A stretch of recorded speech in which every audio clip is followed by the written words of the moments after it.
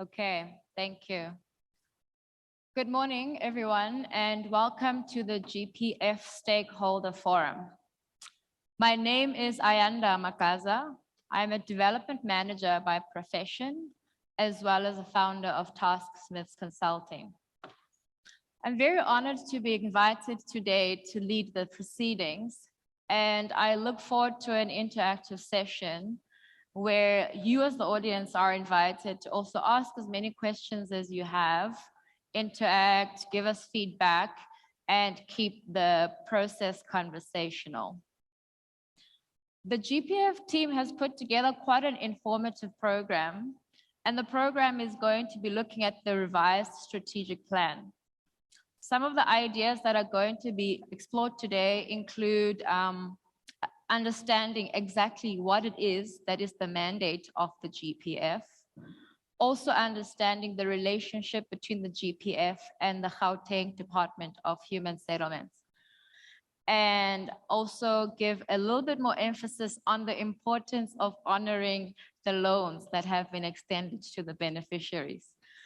Now, I know money is not often an easy subject, but I think we can all appreciate that all organizations have a finite purse that they work with to expand their agenda.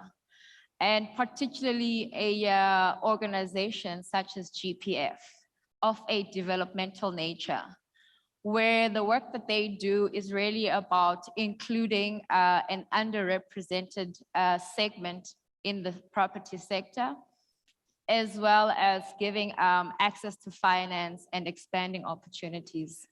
So I think it's easy to understand why it's important that if you do get the opportunity and you do get funded by the GPF, it's also important for you to replenish the purse and service your loans. So I think the bottom line is, ma ukoloda mele usebenzise service isikweleti sakho. That's the shop talk. And without any further delay, I would like to invite our first speaker of the morning. Our first speaker of the morning is Ms. Hlengiwe Bhengu-Motsiri. She is the chairperson of the board of directors at GPF. And Hlengiwe will be doing the opening and welcome remarks. Good morning to everyone. I also want to especially extend words of appreciation to those that have joined us. Thank you. Thanks. That sounds better. Our external stakeholders, but starting with the program director, Ayanda Magqaza. It's very nice to meet you in person, young lady, and because you've been doing a lot of this work in the city, if I'm not mistaken, and thank you very much for steering the ship this morning, and hopefully we can see more of the likes of you. Board members of the Gauteng Partnership Fund, the chief executive of the Gauteng Partnership Fund, Ms. Lindiwe Kwele, executives of the GDHS, and they have a few people that are going to be recognized this morning. I may not do justice to that work because some of it will be done by myself, but some of it will be done by our newly minted chief executive. Distinguished guests, especially our stakeholders, and I think you are the people that we convened here today for. And so this is really what it is about. It's really not about us as leadership and management of the GPF, but it's about yourselves. Good morning. It's my pleasure and an honor for me to welcome you to this first physical, and I would suspect that it's actually been a long-standing stakeholder forum of the Gauteng Partnership Fund. It is also a post-COVID one.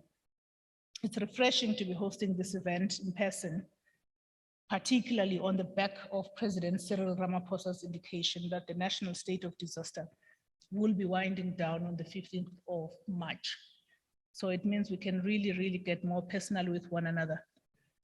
It feels like the lifting of a dark, heavy and stubborn cloud, which is certainly heartening news for the construction sector and our country altogether. Our sector has been beset by several challenges which in recent years, and I'm going to just highlight some of those, and it's almost as if you are preaching to the converted, but I'm going to highlight them nonetheless. These include declining government infrastructure spend. Capital expenditure on infrastructure by the government has been on the decline since 2016.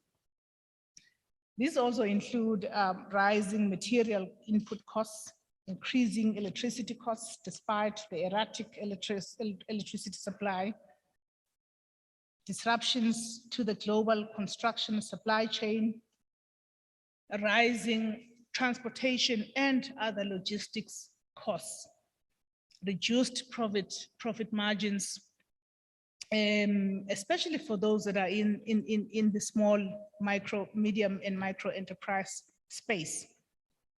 And of course, the impact of the COVID-19 pandemic continues to be felt across all spheres of society, and certainly not least in the sector in which we operate.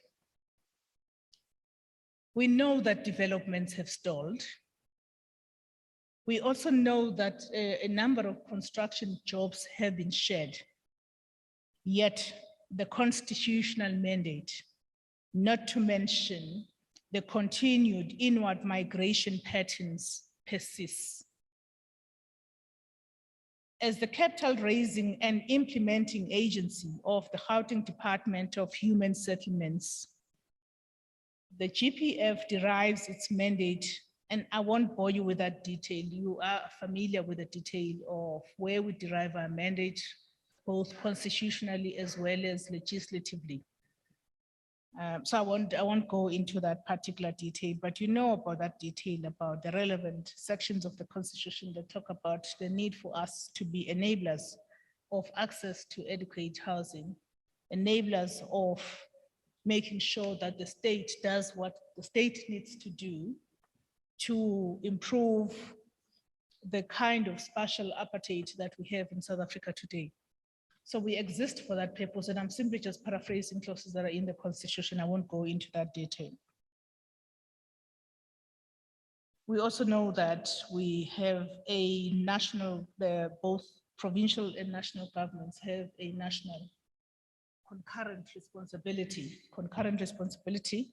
to ensure that access to human settlements is afforded. So all of us are quite familiar with that, all of us who operate in this environment, because when we pitch for projects as property financiers or as property developers, we do so mindful of the policy prescripts that exist. So I won't go into that in the interest of keeping this stakeholder forum, our first stakeholder forum, as light as possible, but also as engaging, as interactive as possible. So I'm going to move forward. And I want to proceed and say that the work necessary to make good on this responsibility bestowed upon us cannot be done alone or in silos. So that is why I think we place so much value in stakeholder management. So the public and private sectors must work in tandem to drive a post-COVID-19 economic recovery by identifying project opportunities, and underline the word project opportunities, and which is why we're convening this discussion and this engagement today. And as part of that, dealing with systemic and structural challenges that are hampering our sector. This is one of the many reasons we're all here today. This is a room made up of all representatives, and certainly those people who represent others that may not be here today, representatives from government, its entities, property developers, property financiers. This meeting offers us a timely opportunity to reacquaint ourselves with you and to update you on the various developments in the works at the GPF. And I may just say that by way of deviation, CEO, there's lots unfolding at the GPF. And I'm hoping that our stakeholders and our partners and hopefully our friends who are gathered here today will learn a lot about that through various presentations. But I'm going to leave that difficult task to our newly minted CEO, and I know that she will do a sterling job at it. So that may leave it at that, but this is just by way of a teaser. But firstly, allow me to introduce the Board of Trustees of the GPF. Appointed really during a very difficult period when COVID started in this country and internationally, but steered the ship to where we are today. I don't know who already is here. I've seen about 4 trustees. I'm gonna list everyone who is here and those that are not here, but let me start those that I've seen. Member Craig Cornish.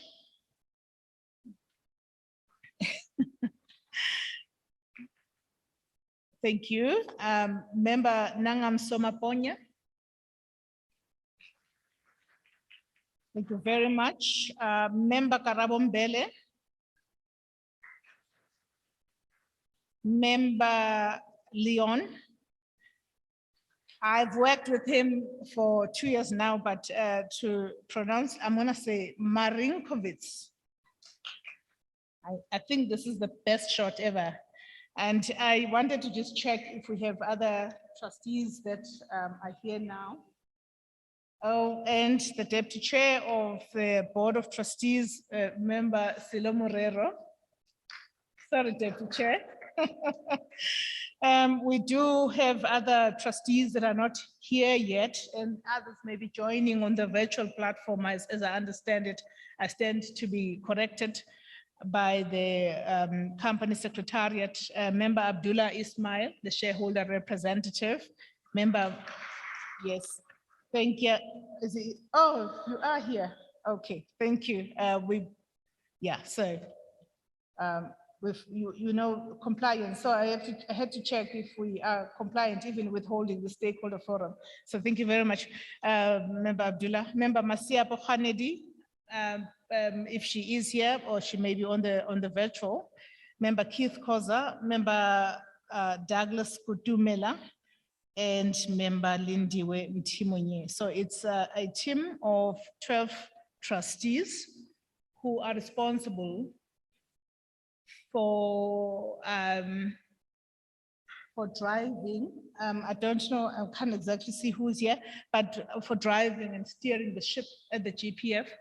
And part of the work that will be presented to you today, you can rightfully ascribe it and apportion it to the works of this collective of the trustees. And thank you very much, Board of Trustees, for making the time to this morning to interact with your various stakeholders. It's important that we do so. It's part of our work, but it's also part of the work that we should continue to do. So thank you very much. And of course, I would like to then introduce our Chief Executive, Ms. Lindiwe Kwele.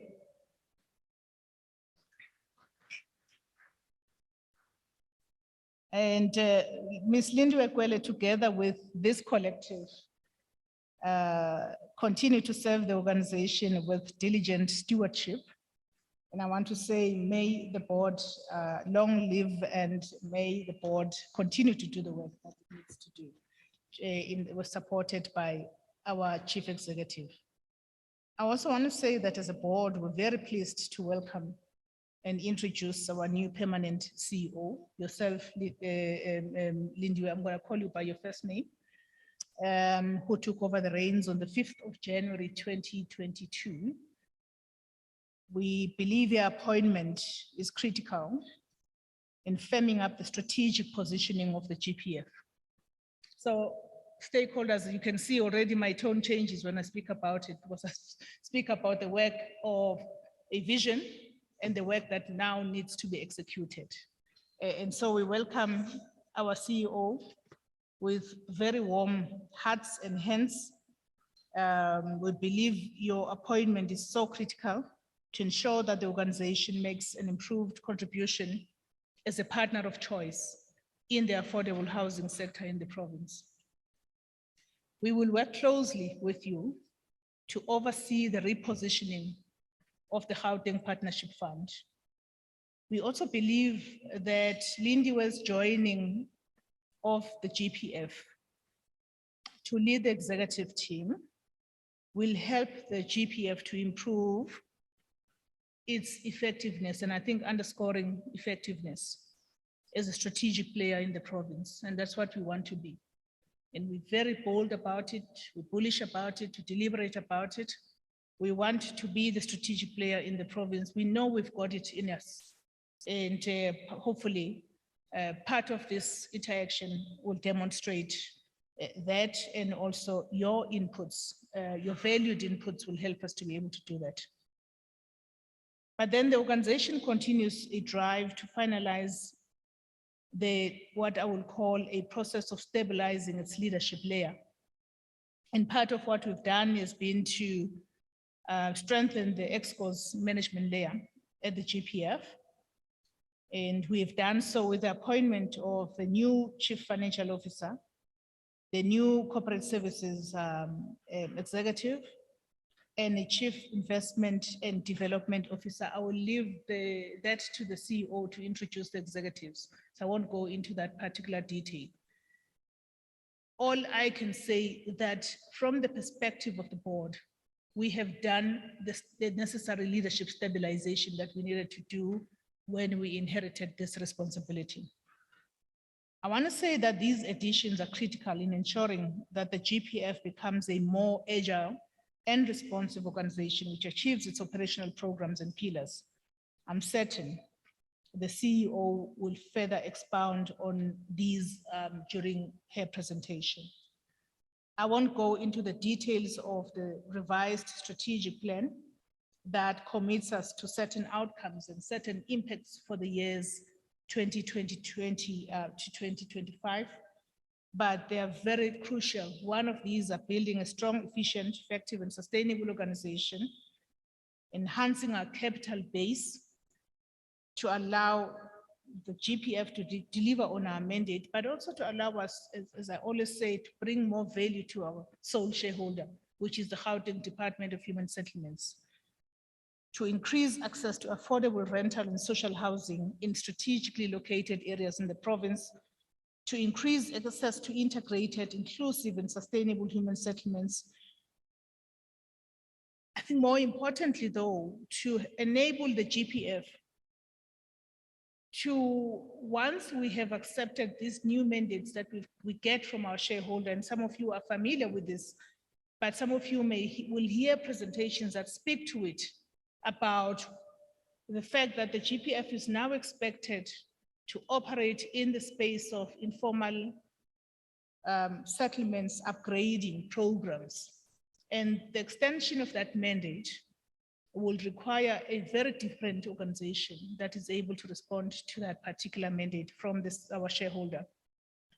Similarly, the program related to rapid land release in the province.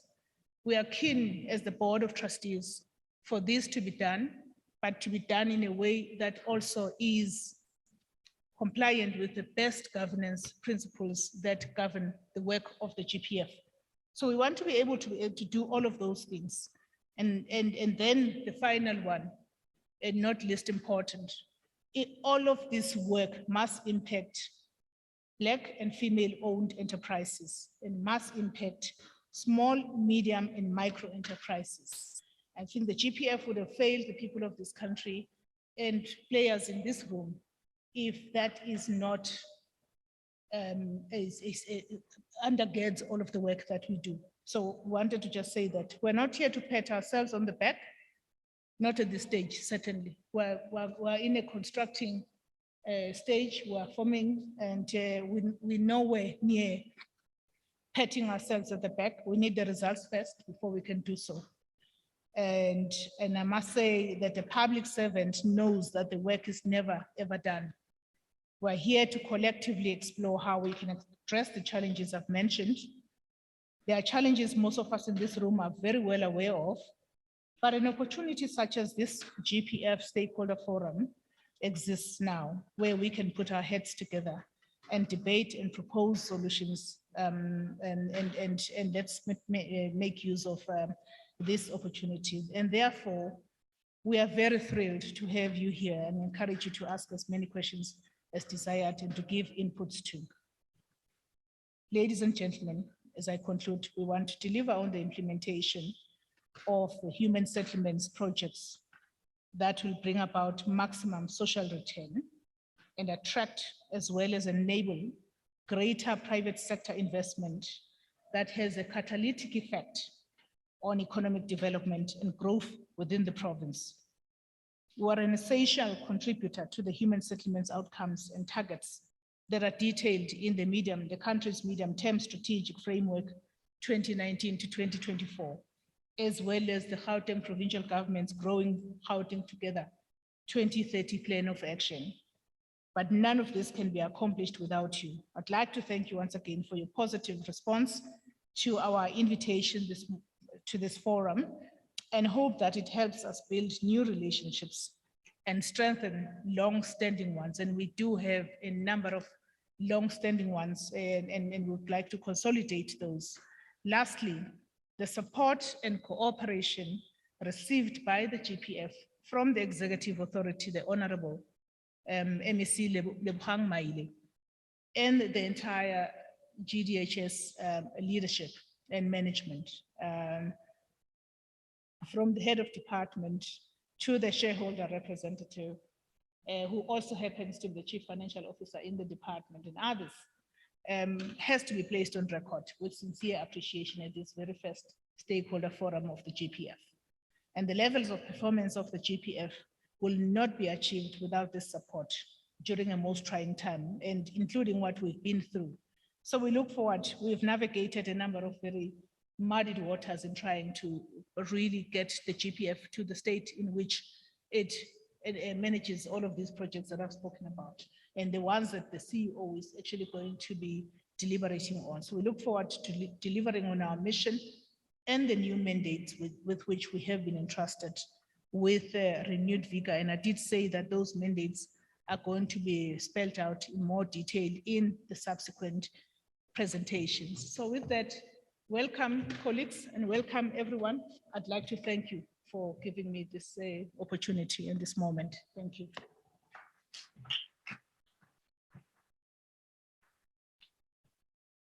Thank you, Hlengiwe, for those insightful words. And we look forward to what promises to be an exciting year for the GPF. You mentioned some really important keywords in your speech. Integrated human settlements, social contract, and affordable housing provision. So I hope these start to plant a seed in our audience's mind about what it is that the GPF and the Gauteng Department of Human Settlements are about. Now, ladies and gentlemen, without any further delay, I will invite our second speaker of the day, another formidable member of the GPF staff, our newly elected CEO, Lindiwe Kwele. Lindiwe will be unpacking the revised strategic plan that is going to be implemented by the organization. I'm sure we can appreciate that Lindiwe is also an accomplished leader in her own right. When you look at the bio, it probably spans over a couple of pages, highlighting just the roles of leadership that she has played, much notably also her term spent at the city of Tshwane as the city manager. Right, thank you, and over to you, Lindiwe. I've been asked to sanitize you and your mics. Thank you. Right, back to you. Thank you. Program Director, Ms. Ayanda Magqaza, our Chairperson, Ms. Hlengiwe Bhengu-Motsiri, Deputy Chair, Silo Morero, and our Board of Trustees, and the Acting DDG for Program Management at the Department of Human Settlement, Gauteng Human Settlement, our CFO, who's also a board of trustee, Mr. Abdullah Ismail. I would also like to honor and thank you, ladies and gentlemen, for gracing our event this morning. But before I start with my presentation, I would like to also introduce our executive members. We've got in our presence, Ms. Leah Manenzhe, who's our Chief Investment and Development Officer, Ms. Amanda Clark, who is our Corporate Services Executive. We've got our acting CFO, Mr. Godfrey Mathabathe. Is he here? Oh, there's Godfrey, as well as our company secretary, Ms. Thandi Zide. Thank you so much. As the chair has indicated that recently joined the family of GPF, it's such a privilege and an honor for me, and I'm equal to the task, as well as our executive management team. Just to give you a recap, we recognize the role played by the Board of Trustees in stabilizing the entity. We acknowledge the urgent need for spatial transformation and innovation within the Gauteng city region. We acknowledge the need to foster more collaborative partnership, hence our inaugural stakeholder forum that we've hosted today. We also understand that we've got to leverage state levers to accelerate inclusive growth and livable communities. We also begin to take stock and redefine our value proposition, noting the 20-year anniversary of Gauteng Partnership Fund, and we ensure that we push boundaries. I think the chairperson has really challenged us to move to the next trajectory. And as we are reflecting, we also have to take stock of what we have done better, and also reflect of where our shortcomings are at, where our blind spots are at. And it's through this interaction with yourselves where we can improve and become better partners, and where we can innovate. And one of the key functions as part of our strategic development process that we had to ask ourselves was whether we want to play the game better, or whether we want to play the game differently, or do we want to play a different game? As the chair has indicated, we are an agency of the Gauteng Department of the Human Settlement, where our responsibility is really pulling various resources from the private sector and public sector to accelerate realization of decent, affordable rental housing in close proximity to amenities and economic opportunities, while improving the socio-economic condition of our Gauteng communities. Our responsibility is to really do a blow into this apartheid spatial legacy and ensure that we really focus on integration in everything that we do. Our unique selling proposition as GPF is to really offer financial services at attractive rates to private sector construction companies, and I think that is what you are more interested in this morning. And also other unique offerings is to actually make sure that we provide for the previously disadvantaged developers. We also need to look at the failures in the housing market, and also ensure that we provide instruments in advancing our national empowerment goals. We also act as an implementing agent for integrated and sustainable housing development within the Gauteng city region. And also more importantly, we are the custodian of strategic provincial land and property transferred to us as the agency of the Department of Human Settlement. We also, in terms of our strategic intent, we focus on capital raising and becoming a chosen implementing agents for the department. As the chair has indicated in her opening remarks, we play an important role in driving transformation of the property sector in Gauteng. We are very intentional in our transformation agenda, ladies and gentlemen. We appreciate that the property sector, the barriers to entry are very high. And we are intentional in terms of ensuring that we become a catalyst for that transformation as the GPF. We also aim to achieve improved quality of life for historically disadvantaged individuals through provision of decent housing close to transport, work, and other amenities. So we are intentional in ensuring that most of the developments that we support are within the transit-oriented development. We also believe in collaborative partnership, as I've indicated earlier on. Just to give you a perspective of where we've been, this year we are celebrating our 20 years anniversary, and there has been some great highlights over the past 2 decades. Just to give you in numbers, to date, GPF has spent almost 2 billion rand of our own funding towards affordable and social housing. We've leveraged almost 3 billion rand from the private and public sector. And these spin-offs have created an extensive socio-economic impact in terms of job creation and advancing the transformational agenda. We have actually built almost 11,600 units over this period. And now, as part of our strategic direction moving forward, and we believe that we've achieved so much over the past 2 decades, but we are looking at the next game-changing decades moving forward. As I've acknowledged earlier on, that our board has stabilized, we are transforming, and we need to innovate. Now that we've got the executive layer, our presence needs to be felt, and it can only be felt through the impact on the ground that we make. But we are also mindful that we are not an island. We are part of the broader global community, and we all appreciate that post-COVID, we are all grappling and trying to recover from the post-COVID context. Our global economic growth remain constrained. It's stabilizing post-2022 to record growth of about 3.3%. And we acknowledge that the emerging and developing economies have been hit hardest and will continue to experience losses in the medium term. And we are looking forward to this afternoon's Minister of Finance budget speech. That is why we need to make sure that by 1 o'clock we are done, so that we can also have the opportunity to listen to this speech.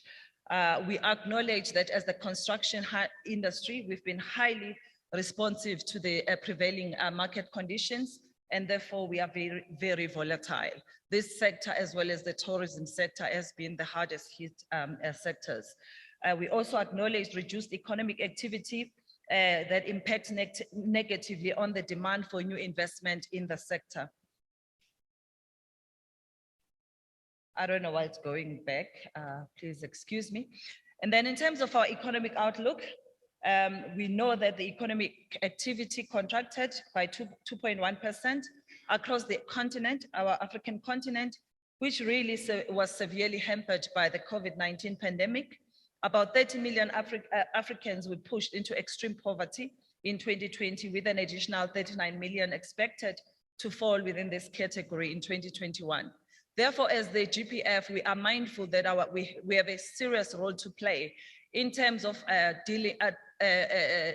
dealing with the triple challenges of unemployment, of inequality, and poverty. So our programs are really aimed at creating opportunities that will have a lasting legacy in terms of the socio-economic imperative.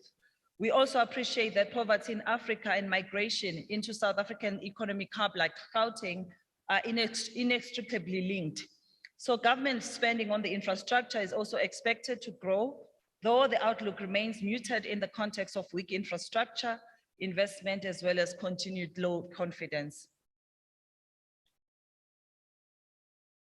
Now, as part of our new agenda moving forward, as I've indicated, we are embarking on a new game-changing initiative, starting with our vision, as the chair has elaborated, that we are a partner of choice in catalyzing funding and development of integrated sustainable human settlement in Gauteng.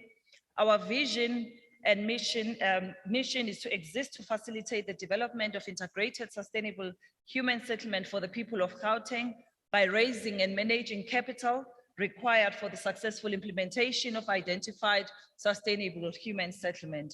We also serve as a turnkey project developer on strategic public land and providing management services. We also enhance the lives of people in community whilst also providing investors and partners with sound returns. So we want to ensure that there is return on investment to our partners as we are advancing the agenda of an integrated human settlement. Our values as GPF, we believe in teamwork, we believe in integrity, we believe in Ubuntu, and innovation, as I've indicated. We've stabilized, we are transforming, and now we're going to be innovating. We can only achieve that with the strategic partners like yourselves, tapping into other institutions that will give us best practice in terms of understanding market intelligence so that we become better and play a game differently. We are proactive and we are also mindful of the environmental sustainability. In terms of our alignment with the global goals, unfortunately my screen is too low, but we are actually responding to the growth, to the SDG goals around reducing poverty, around creating sustainable cities as part of our priority agendas. In terms of the National Development Plan, we focus on social development, we focus on social protection, as well as safer communities.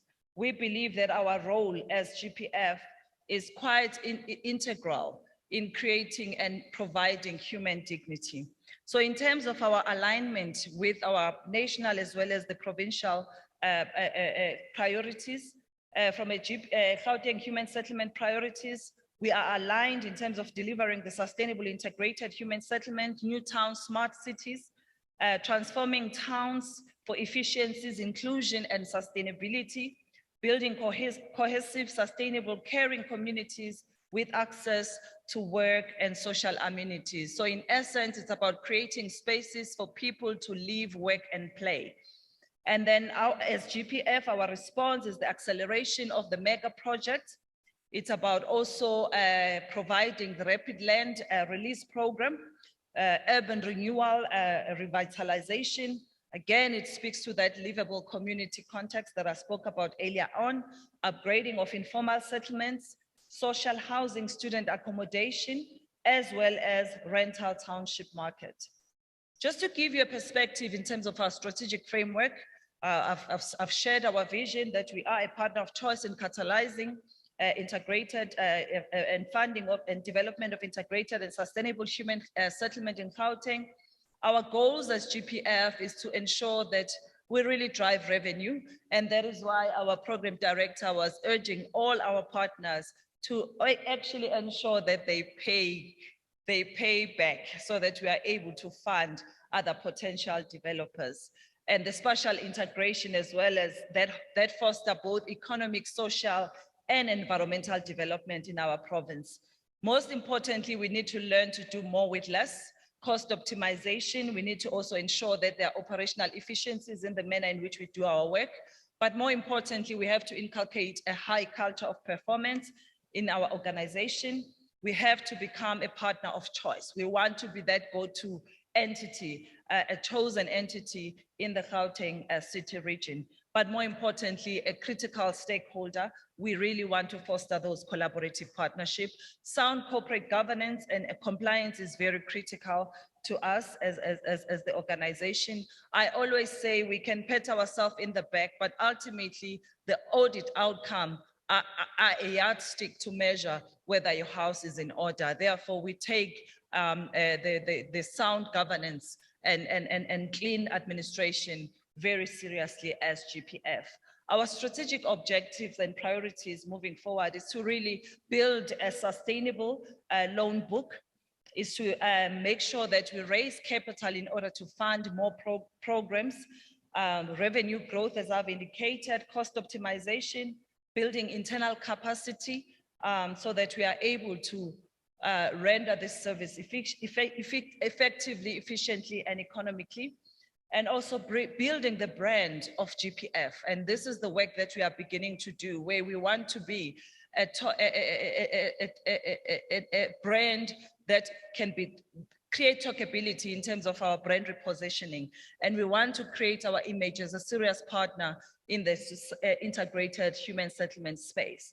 We also need to look at our key programs that are specifically targeting on women. Women empowerment is very integral in our strategic intent, youth and people living with disability. And I'm so excited, Chair, that we are seeing more and more women who are participating this morning. And I'm not excluding men because I think that comes with the territory, but I know that you've been party to the whole program, but we need to start ensuring that we also create opportunities for young people. We need to create opportunities for the youth and people living with disability, as well as women. And I've indicated earlier on issues of sound governance, they are very critical. Just to unpack our programs and outcomes, we've got 6 programs in our strategy. The first program being the administration, where we are focusing on effective, efficient, and sustainable organization. And we are measured by these key outcome indicators: stakeholder rating, external audit outcome, as well as cost to income ratio. Our capital raising, as I've indicated, we need to enhance capital base to deliver on our mandate. We also need to ensure that the funding shortfalls leverage fully to deliver on our mandate. Project lending, which is one of the key pinnacle towards transformation, increase access to affordable rental housing, as well as social housing in strategically located areas. And the way we measure this is the increased contribution to the provincial target for affordable rental and social housing. And our program number 4 is project implementation, development, and management. I spoke about building our own internal capacity so that we can be able to increase access to integrated, inclusive, and sustainable human settlement. And our indicators is the contribution to the priorities of our shareholder of the Gauteng Department of Human Settlement. The UISP and Rapid Land Release Program, again, it's about creating opportunities for livable and secure tenure. It's about increasing, again, the contribution to the provincial target for upgrading informal settlement, as well as the acceleration of the rapid land release. And then earlier on, I spoke about the GOD targets that are focusing on women, people living with disability, as well as the youth. Just to appreciate opportunities, if I can just give you a pictorial perspective in terms of our housing sector landscape in Gauteng. We are approximately 15 million people that are living here. About 26% of our country's population live in our province. They come to province to search for better life, driving rapid population growth in the province. There's an estimated of about 1.2 million shortfall in affordable rental housing units in Gauteng. So there lies an opportunity for potential developers. And our current population size in informal dwellings does present opportunities for developers to create alternative rental structures. We are also mindful of some of the challenges, and I strongly believe that for every challenge, there is also an opportunity. One of the challenges is the delays in obtaining municipal approvals. And as GPF, in terms of our new strategic trajectory, we want to start leveraging on IGR, the intergovernmental relations, to actually reduce the burden of doing business as developers. We need to leverage on our partners with municipalities so that we are able to fast track and facilitate the approval processes. Finding well-priced, appropriately zoned land is one of the key challenges. Building cost escalation, it's an external market factor, which we can't escape. The senior funding, and again, we are grateful that we do have other partners that are in the house to really assist in partnering with us around the senior loan facility so that we can be able to fund more projects that are coming through the GPF. The equity contribution required, I know for emerging developers, the issues that are always raised is the issues of access to finance, the issues of collateral, but we believe that we are offering some favorable rate, but I know it's still a challenge for most of the developers in terms of the equity contribution that is required. But we believe that we are quite reasonable in that front. And our clients not meeting their financial obligations timeously, I cannot stress that issue further, because if we do not pay on time, it really affects our ability to fund the next potential developer. Our product offerings, student accommodation, student housing fund. We have the EPF, which is the Entrepreneur Empowerment Fund, the Rental Housing Fund, and the Social Housing Fund, as well as the Township Kasi for Real project. In terms of our unique to project financing, as GPF, we promote economic empowerment, offering preferential rates, we are intentional in terms of targeting the BBBE accredited developers, because this is the only way we can achieve transformation. Our long-term structured finance facility, blended interest rates to promote project viability, project feasibility lending as opposed to balance sheet lending, contractor and professional team vetting, ensuring that the correct expertise and skills are involved to successfully complete the project. The 20 years of existence by GPF, we had to take stock of where we can improve. There are lessons learned, and we also need to ensure that we tighten up our internal controls in terms of ensuring that we fund projects that are viable, projects that could deliver and enable us to achieve our set objectives. GPF provides support to developers through technical presence on site to provide expert advice and guidance to developers. We are very excited that even in-house, we have the capacity now to be able to go on site and make sure that the work is going according to plan, that the project schedules are adhered to, and it becomes a positive sum game for both us as the lender as well as yourself as a developer. So our approach to financing is about accepting application with a consolidated capital grant approved by SHRA. We also look at interest rate charge which are linked to JIBAR rates as opposed to prime lending rates. Lending rates are variable depending on the term of the loan and type of development, such as social housing and student accommodation. So each has its own variable lending rate. And then we offer variable rates also on the basis of the entity's empowerment credentials. As I said earlier on, we are very intentional in terms of our transformation agenda. The eligibility for funding, in line with our capital and investment and lending policy, the project must be aligned to our Gauteng GDHS overall strategic direction with regards to affordable housing investment. Funding will be directed to projects that are aligned with the strategic intent of GPF. Earlier on, we spoke about integration, we spoke about transit-oriented development, we spoke about ensuring that we create spaces in an integrated manner where people can live, work, and play. So in terms of the strategic partnership, earlier on I spoke about our strategy is really embedded on ensuring that we foster strategic partnership. We have structured partnership with various private sector players to enhance reach, magnitude, impact of its activities. We also, these partnerships are designed to tap into the private sector, to consider large capital base.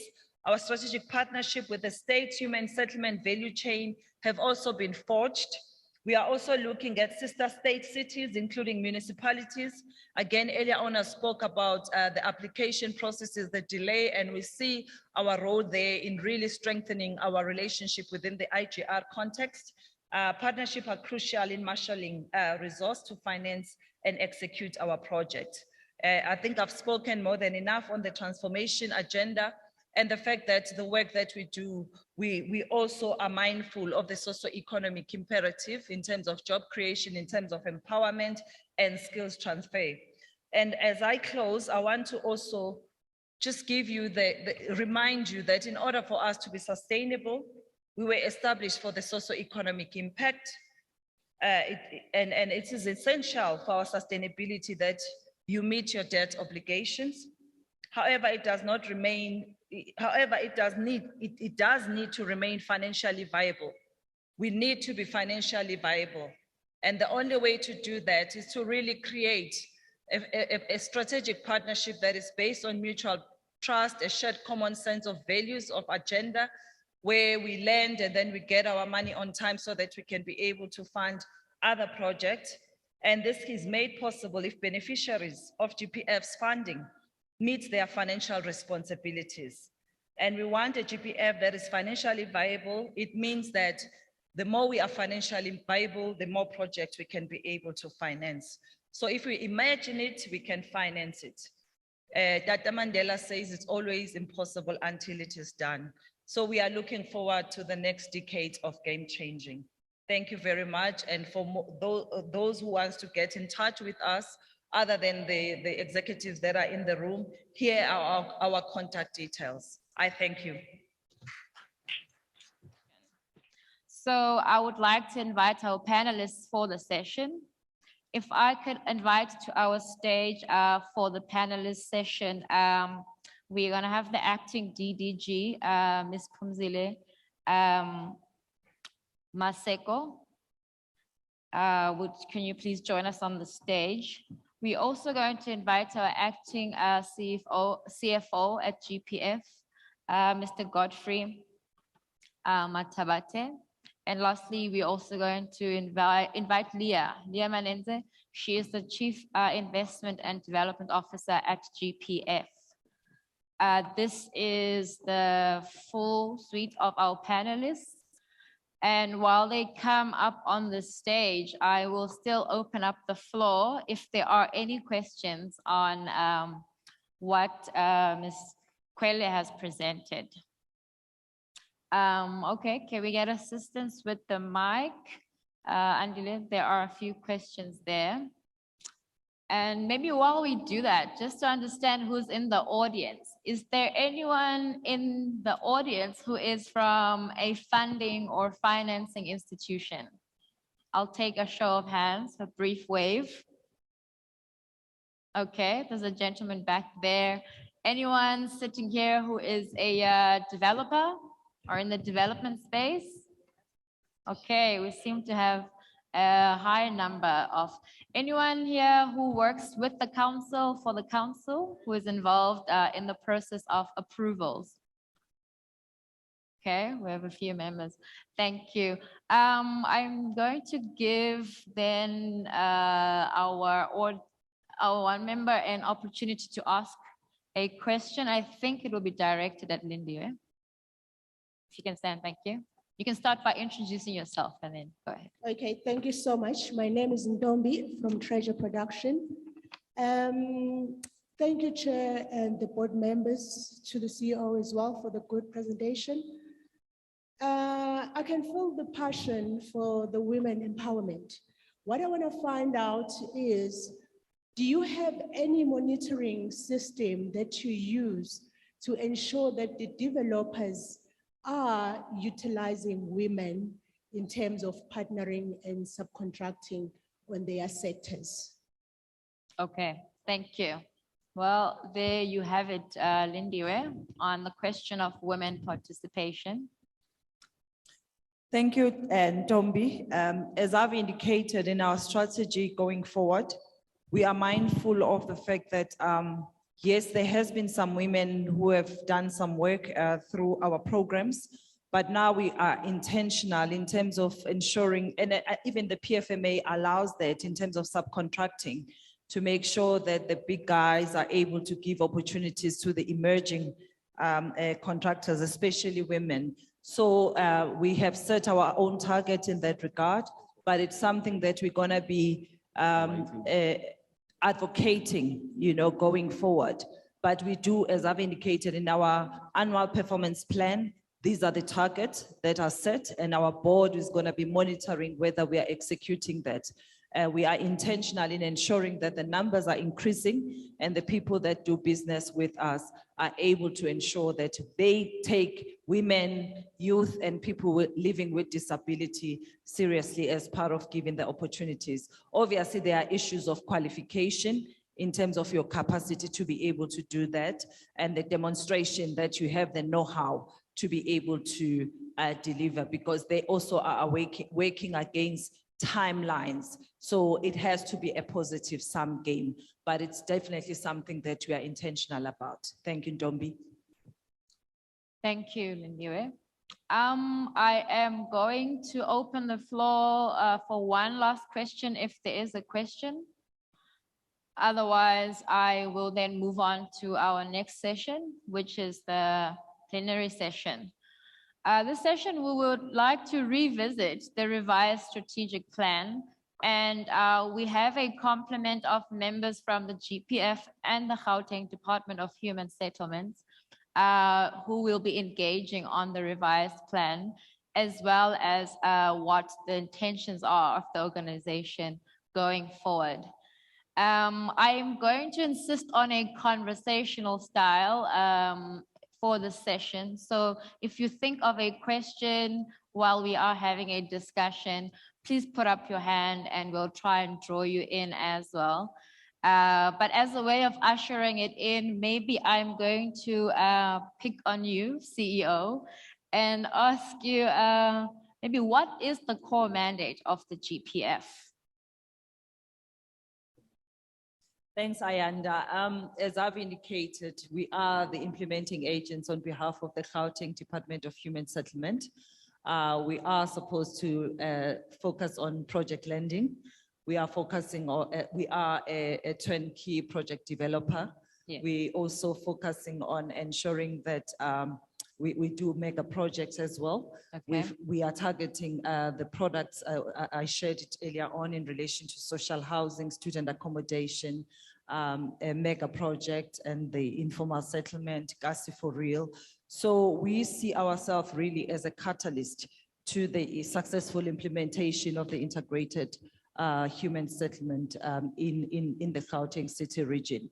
We see ourselves really playing a strategic role in terms of leveraging of the private sector funding Okay. as well to advance and support the work that we do on the ground. And we also have to contribute to the spatial justice as well as the spatial transformation of the Gauteng city region. Thank you. Okay, thank you. That is indeed a mouthful, but I think it spells out the function of the organization quite clearly.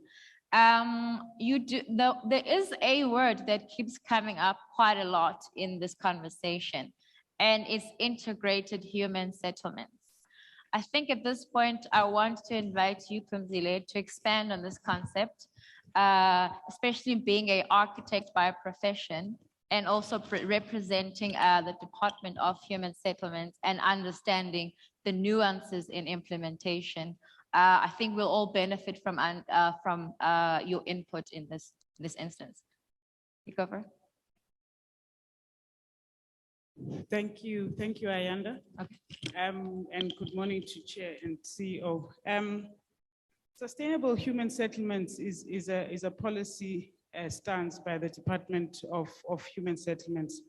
It stems from the Breaking New Ground policy, which moves away from, I think from the beginning of housing delivery, we were just focused on RDP, delivering RDP houses. And as you drive throughout the country or the province, there's a sea of RDP houses spread. In most instances, there's no tarred roads, there's no schools, there's no clinics. Sustainable integrated human settlements is a move to create a full package. I think in the private sector, they would call it, live, work and play kind of a concept. So we are moving to mixed house typologies, not only RTP, but we must also have the rental, the student accommodation and bonded stock in the development.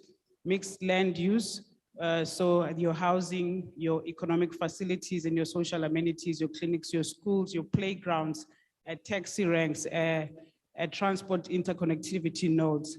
Also in terms of integration, we're talking of inclusivity, especially with focus on the local community, targeting your local youth, women, people with disabilities to benefit not only in the housing opportunities, but also in the work opportunities that come off.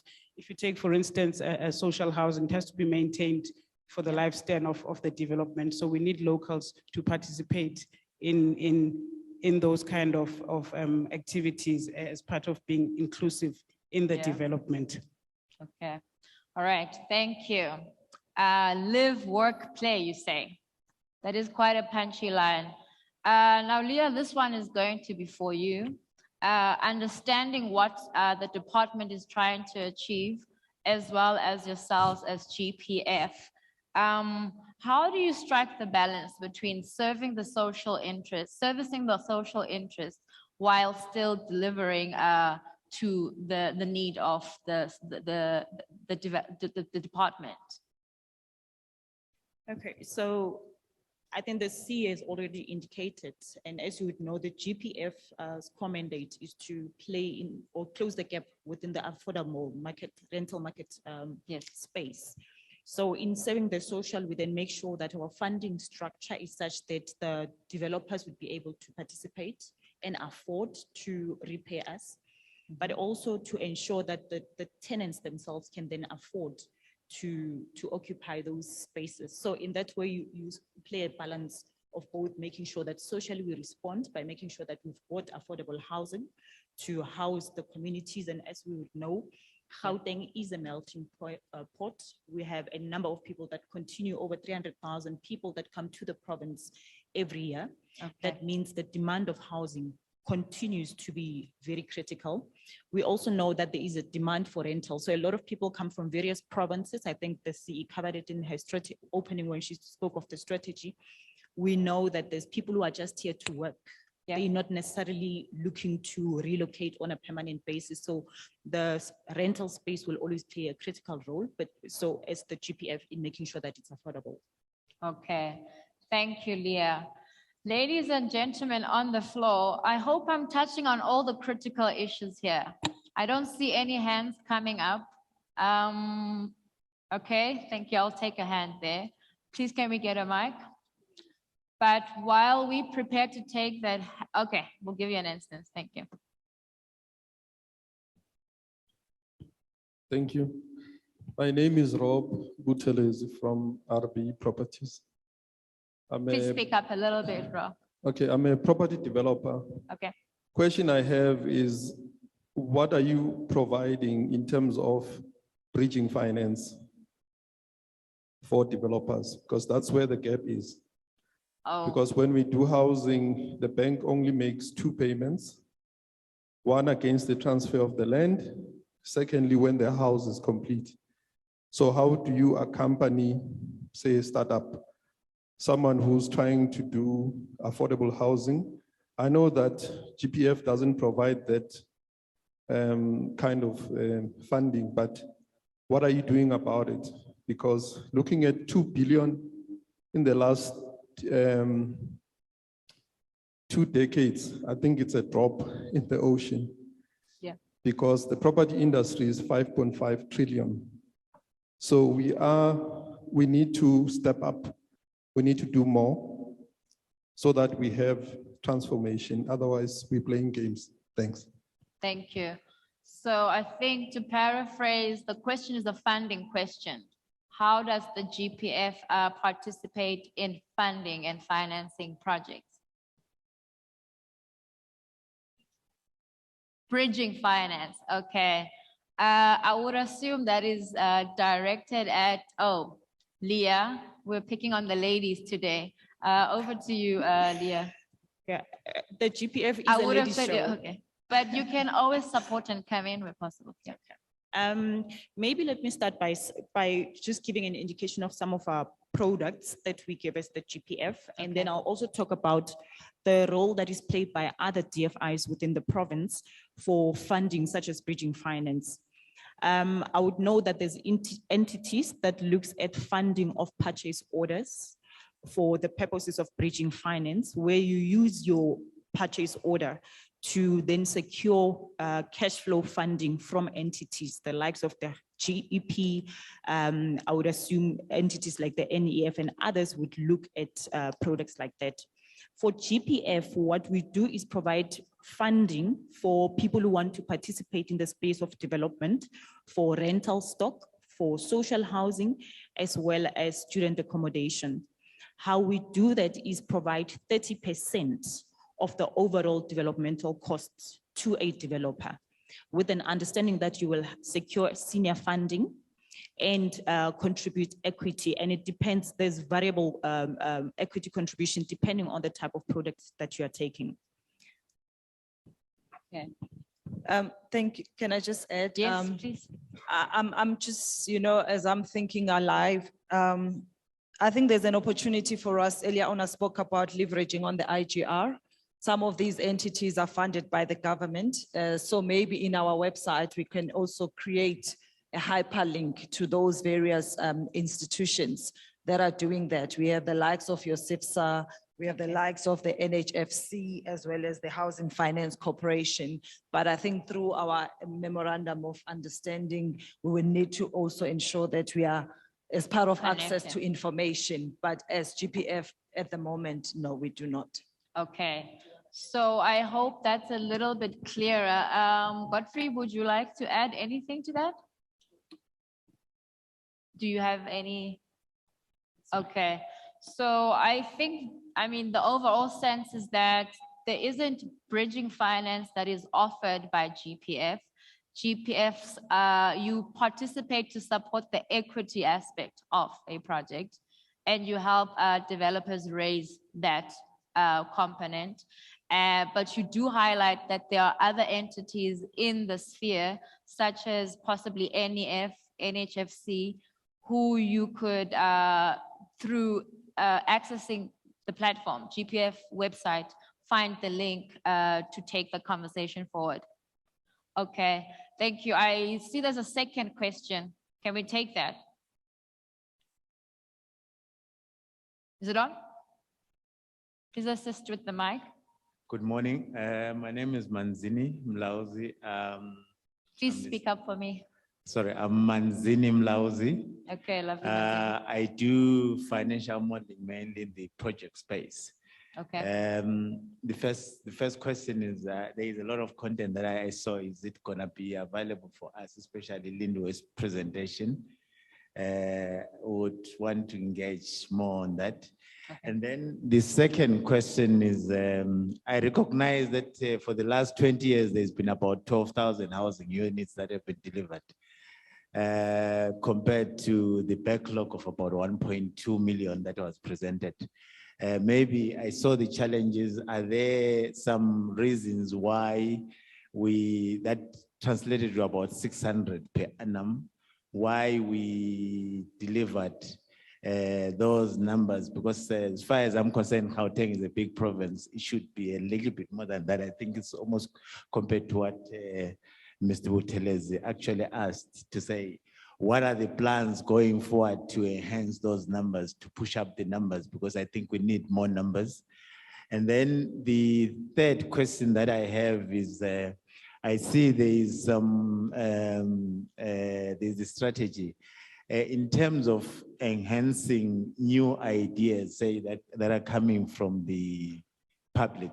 People like us, for example, have got interest in the affordable housing space.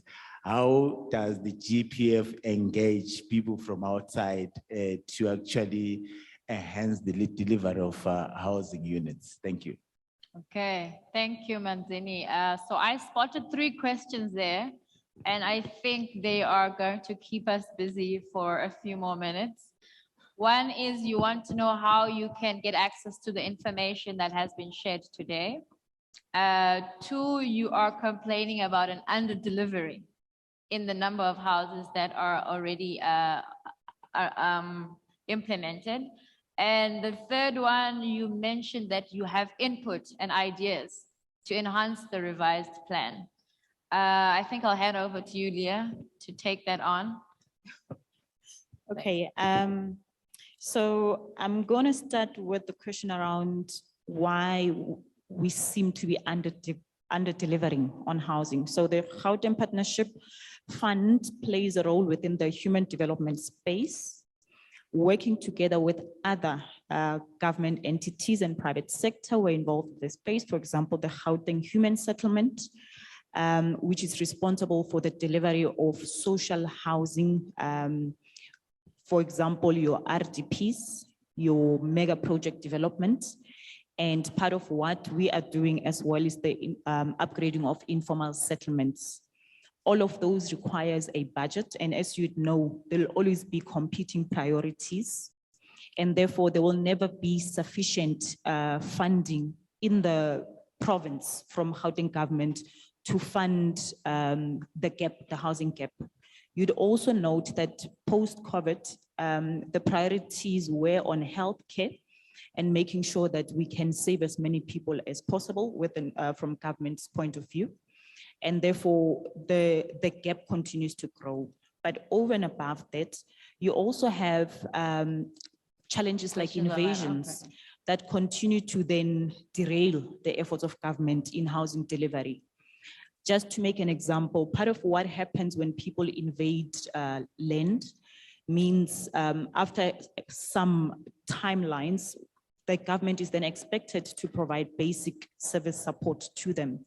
Meaning some of the funding that would have been earmarked for development of houses must then be rechanneled to provide things like water, like sanitation, like access roads and the likes. So those are real issues that are facing government.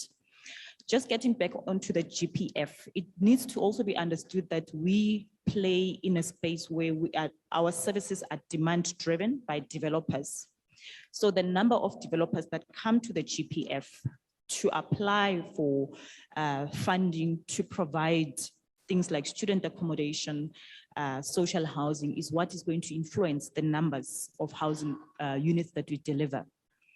But over and above that, we also acknowledge the fact that a lot of people might not know about the GPF. Therefore, we are not seeing as many applications as what you would imagine, because GPF has not been a brand that is out there. And I think that is why the board is very clear through the leadership of the CEO that we really need to be visible for people to know that we are here to provide financial support to those people like yourselves who are developers and are participating in the space. So the numbers will only increase if we have a combination of various things. For example, if we have land available for development. 2, if we have sufficient number of applications that qualify for and that provide quality to the province. The turnaround times within the GPF for approval of funding applications, as well as the approvals within the municipality. So that integration, our relationship with the municipalities and the 3 spheres of government is going to be important to help us get to those. So that is just to provide context onto why they will always seem as if the GPF is contributing a smaller role compared to the housing market, the housing gap that we have. I'm going to leave out the access to information to see. Thank you, Manzini. You spoke about having access to finance yourself, and we appreciate that. I think in relation to how we deal with unsolicited bid, being mindful of the fact that we are a government entity, so we still have to subscribe to the Public Finance Management Act, but there are mechanisms that could be done internally in terms of our supply chain processes where we can also do expression of interest for innovative solution, and especially if you have access to finance, for as long as it speaks to our strategic objective and it's aligned with our mandate, it's something that could be looked at. But be mindful of the fact that when there is an unsolicited bid, there is a process in terms of the PFMA that one has to adhere to in terms of advertising that, indicating that there is that, so that the issue of transparency is realized, because we still have to strictly adhere to the Section 217 of the Constitution as a public entity. But we welcome exciting, innovative ideas, especially where there is funding, where the proposer already has access to finance. It makes the whole collaborative partnership to be as swift as possible. But we still have to strictly adhere to our treasury regulations in terms of supply chain. Okay, thank you. Thank you, Leah and Lindiwe. I'm pretty certain you are covered there, Manzini. I'm also excited to see that our virtual platform is active now and questions are coming through. I saw there is a question which I will give Godfrey an opportunity to look at. It's on the new fund, which is the Gasi for Real Fund. We have a member of the virtual audience asking, what is the fund about? How do you access it? How do you qualify? And what is it seeking to achieve? I've seen some of the hands on the floor as well. I'll come back to you. Thanks. Oh, more Leah, okay. Thanks, Leah, please go for it. Thank you. So Gasi for Real is one of the concepts that the GPF is still fine tuning. Okay. The intention of the fund is to make sure that we support the program that government is currently running in supporting the backroom dwellers, the backyard support program. You'd know the likes of Turf is already playing in that space. I know within the Gauteng provincial government, there's also an appetite on the backyard support program. Okay. We would know that a lot of people prefer to dwell in backyards simply because it's much safer than installation of a informal settlement where there is no provision of water already, no sanitation, etc. So that is always seen as a better option. So we want to participate in that space and look at alternative funding, building methods. But over and above, that program is important, especially when it comes to assisting municipality to collect revenue. You would know that a lot of these plans that were done in townships were not properly approved. Most of it is very informal, meaning nobody's paying for services. Things like electricity is just utilized without being paid for. So the program also, the intention is to also, correct some of those issues that are there. Okay, lovely. I think that does spell it out quite nicely, but if one wants to get more information on it, is it available on your website? Is there a specific contact person? How does one go about it? Yep. So at this stage, people can send us an inquiries on our email. I think our contact details are available on our website. People can then send inquiries as well as ideas, innovative ideas and suggestion of what they would want the Kasi for Real to respond to. It's also ideal because it's such a new concept that Okay. we would want people to participate. We'll still go through a consultation process, but it's a program that we're excited about and looking forward to it. Thank you. There is another question that has come up. Is there a focus on investing in the inner city areas? Where is there opportunity to improve existing, I see. So is there investment in the inner city where people are looking to improve existing buildings? Okay, thanks. I can take that one. Look, our focus is basically everywhere. Okay. But the inner city, there's a lot of social housing projects that are coming up in the inner cities, mainly Joburg and Tshwane. Sure. Some of them are run by SHRA, Social Housing Regulatory Authority. But in terms of the GPF, anywhere where the need exists, the GPF can reach inner city and mega projects. Remember, our mega projects are usually outside in the greenfields areas. So they do also facilitate social housing in those areas. Inner city is also for GPF, the student accommodation.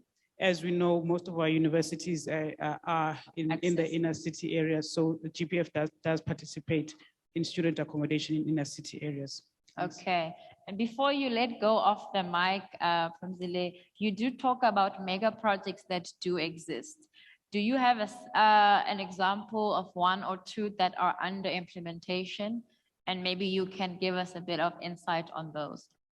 Okay, we have, throughout Gauteng, we have about 21 mega projects in total that are at different stages of implementation. The GPF is implementing 8 of our mega projects, mainly in Tshwane and in the West Rand, Sidibeng regions. Mega projects are actually an implementation of the Sustainable Integrated Human Settlements Strategy. So when I spoke of all that integration, that's what we are receiving out of the mega projects. The role of the GPF for us in mega projects is again to facilitate those bridges for the areas that our grant does not fund, because you know that government grants come with strict conditions on what is allowed and what is not allowed. Sure. So in terms of, for instance, your social amenities, and the top-up finance for your social housing and student accommodation, GPF comes in and assists us. On the current mega projects that are running, they are implementing agents, and I must commend the GPF. I think for developers, cash flow is very important and is key for the running of the project.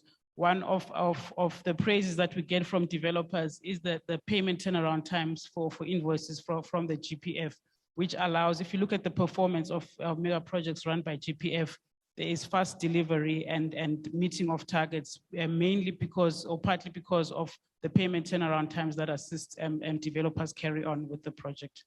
Okay, all right, thank you, Phumzile. I am becoming aware of time, so we have about another 5 to 10 minutes. I will give 2 more questions on the floor and then come back to the panelists. Should we take one there? Okay, thank you. Thank you very much. My name is Moses Ramabrana from Muma Investments. We are one of the beneficiaries of GPF funding. I've got 2 questions if you don't mind, but I'll be concise. One of the challenges that we face, it's in relation to senior funding. We've realized that there is always a gap and the turnaround times becomes longer when you now interact with the senior funders. What are you doing in terms of strategic partnership to close that gap in terms of requirements? We have seen in the past programs like your Aspari have been actually helping because you would do most of the approvals, and when it gets to the Aspari, you don't have to repeat the same process. What are you doing to do that in terms of, especially in the student accommodation phase? The second one is for developers. One of the challenges, we keep repeating the same things like your market study. We have to spend for market study in Gauteng, for instance, for student accommodation. Every developer will need to repeat the same thing. Why don't we find a way to have some of those resources available? Maybe the GPF or through the Gauteng actually be able to have such market studies readily available to be able to assist in some of these things. Thank you. Okay, thank you. Yeah, those questions are quite precise. I don't know if I have to paraphrase. We'll hand over to you. Thank you, Moses, for that. I will also allow Godfrey to cover that. In relation to the market study, fortunately for us, the work is underway because we want to also ensure that that market intelligence is shared with the potential developer. That will be our value add to you guys, just to also avoid that. Remember earlier on, I indicated that our strategy is to really reduce the burden of doing business and make it easier, for the developers. So and that is I why feel like we are it here. deserves a round of Actually, we applause. do. Thank you. Thank you for that, Lindiwe. Yeah, and I think for us, as part the capital raising strategy, all our partners that we are onboarding, there need to be a clear protocol in terms of references in relation to how we interface with our potential developers. So it's something that we need to improve upon so that you experience that seamless experience, either be with us as well as our senior funders, but appreciating that they have also other stringent measures, but we need to make sure that the process is as seamless as possible. Okay. Thank you. On the issue of senior funders, we in the past have partnered with Future Growth together with Godfrey, Aspari. I'm going to ask you to move closer and louder. Thank you. Okay. We in the past have partnered with Future Growth together with Aspari through the PIC. The discussion with other senior funders are ongoing, and so that we can be able to have a spread of senior funders, so that we are not reliant on one or two partners. Yeah, I think that that answers. That covers the steps that have been taken to facilitate the interaction between the senior funders and those that, okay. Thank you very much. I hope you are covered. I'm going to give the mic to one last question. Andile, do we have you? I know there's a gentleman, yeah, right there. Okay, so I'll take at the end there, please.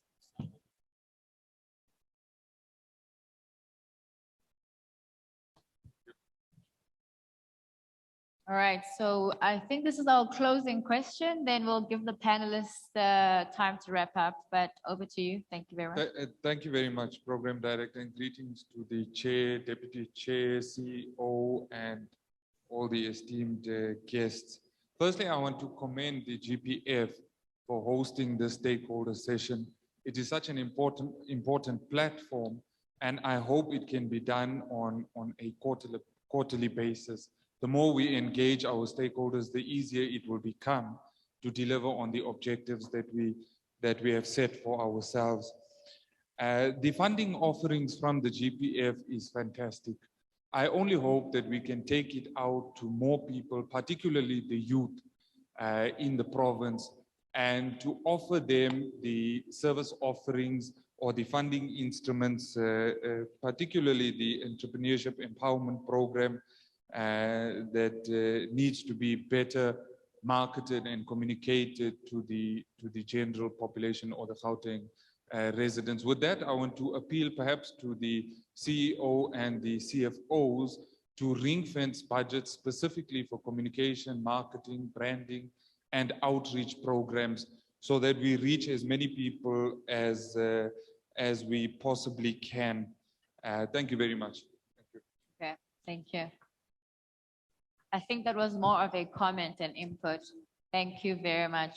I'm going to bring the conversation back to the stage now as a way of wrapping up the session. And I'm just going to run through each person and give you a opportunity to close out and give last comments. I will start. Can I start with you, Leah? Thank you very much.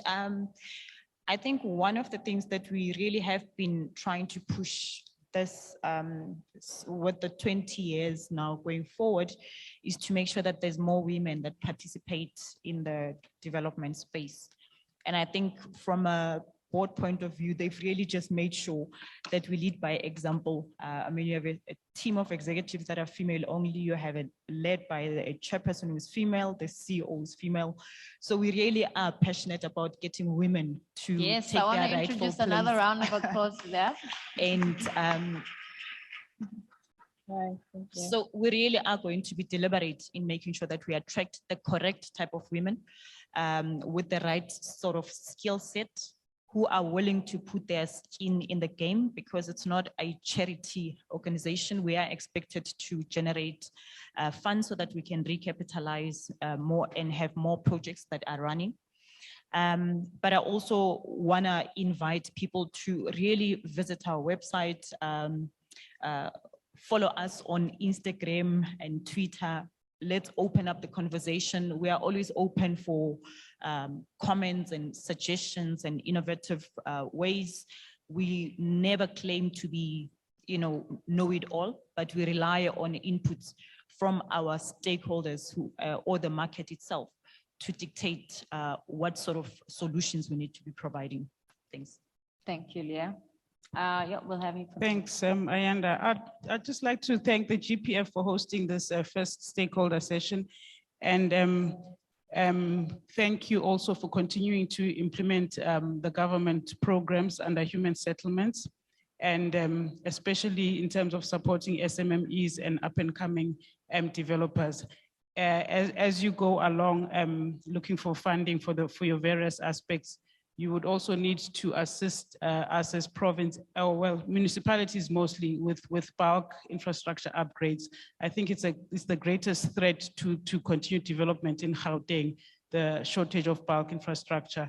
If probably you can also look at those avenues to continue with delivering the programs of government. Thank you. Thank you. Thank you. First of all, I just want to thank all of you for gracing our event this morning. It's really appreciated, and for the input and the questions that we've received. We just want to do better as GPF. Thanks to our board members for supporting and guiding us. Thanks to the executive that is committed to really implement this ambitious strategy for GPF. But I think for me, the most important thing is to really foster this relationship. This is the beginning of greater things to come. We commit to be more visible. We commit to share information, to create more of such platforms for information sharing. But again, I just want to reiterate that for us to be able to fund more developers, we need developers to honor their obligations in terms of paying us back so that we can reinvest into other opportunities. So let us keep the conversation going. We are available across all media platforms, all social media platforms. Let's keep the conversation going. We want to be kept on our feet, on our toes, and we want to be better. So we thank you for your presence this morning. Thank you. Thank you. Thank you. Before we close, I just wanted to reemphasize the issue about non-payment of loans. GPF operates as a business, and it is reliant on the revenue income to cover its operational expenses. Also, the income that we get from the installment has an element of capital, and that capital portion, it's used to fund new project. Now, if payment are not being made or installment are not being made, it impacts on the GPF sustainability. And therefore, it is very, very important that that issue gets to be addressed. Furthermore, we know that there are challenges with regard to the performance of some of the project.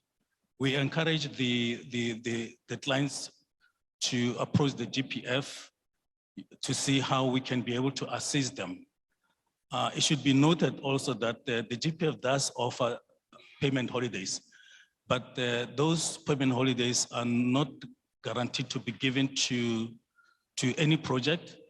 They are merely reliant heavily on the financial viability of each project.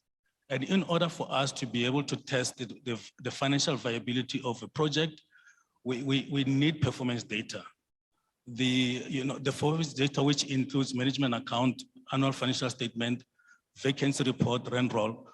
In the absence of those data, we are not able to determine the financial viability of a project. Thank you.